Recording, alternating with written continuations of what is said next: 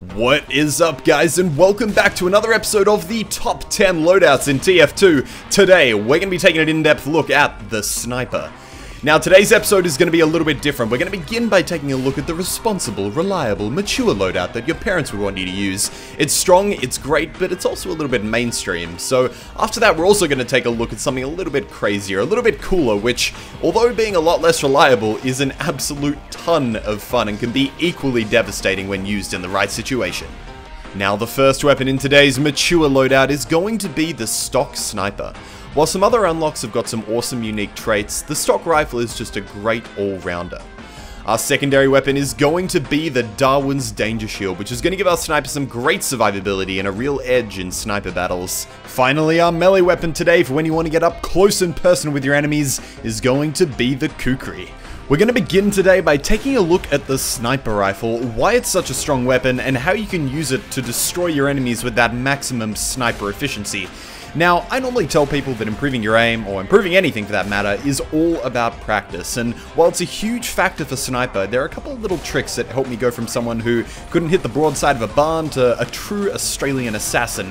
Now, when I started with sniper, I made the mistake of just trying to snap my aim onto a moving target's head, and while that can sound like a good way to do things, in reality, unless you've got some seriously incredible mouse control, it's also extremely unreliable and inconsistent, especially when your target's moving erratically.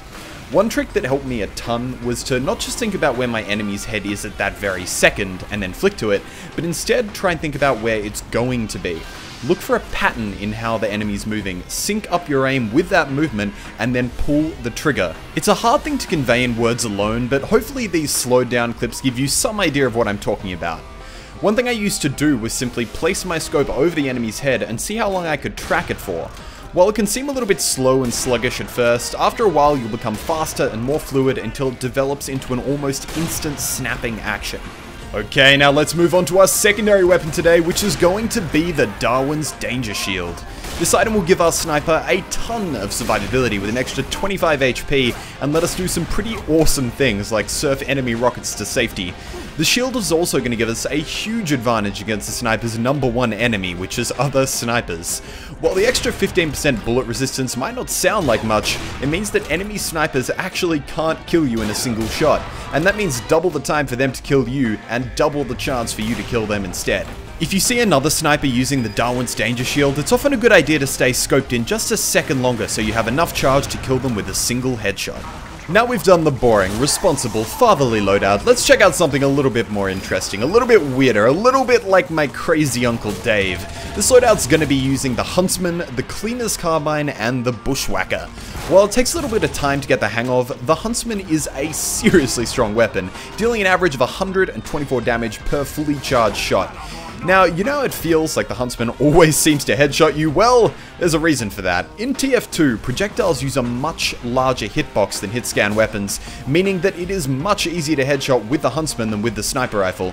If, however, you don't happen to headshot your enemies, a single body shot from the Huntsman will take most classes down to a very low amount of HP, and that is where our secondary weapon comes in. The Cleaner's Carbine doesn't have as much damage output as the default SMG, but when you're taking people down to such low amounts of health with the Huntsman, it's really just here to finish them off. Killing an enemy with the Cleaner's Carbine will give you 8 whole seconds of mini-crits, and this is where our new melee weapon comes in. The Bushwhacker, when it would normally mini-crit, will deal full crits instead, meaning that you'll have 8 whole seconds of 195 damage crits, and believe me, you can do some serious damage with this. Positioning is key with this loadout. While the Huntsman is great in a whole ton of situations, to take full advantage of the Bushwhacker crits, you'll need to be up close and personal with your enemies. You'll get the best results with this loadout on close quarter maps where you can get within melee distance and one-shot almost every single class in the game. So that's going to finish us up for this episode of Top 10. Both these loadouts are great to try in game. Which one just kind of depends on the mood you're in. If you think there's a loadout or a weapon that I should have included in this episode, but I didn't, then please put that down in the comment section down below. I'd love to see what you guys think. But as always, thank you so much for watching. I hope you enjoyed, and I will see you legends in the next one. Bye bye.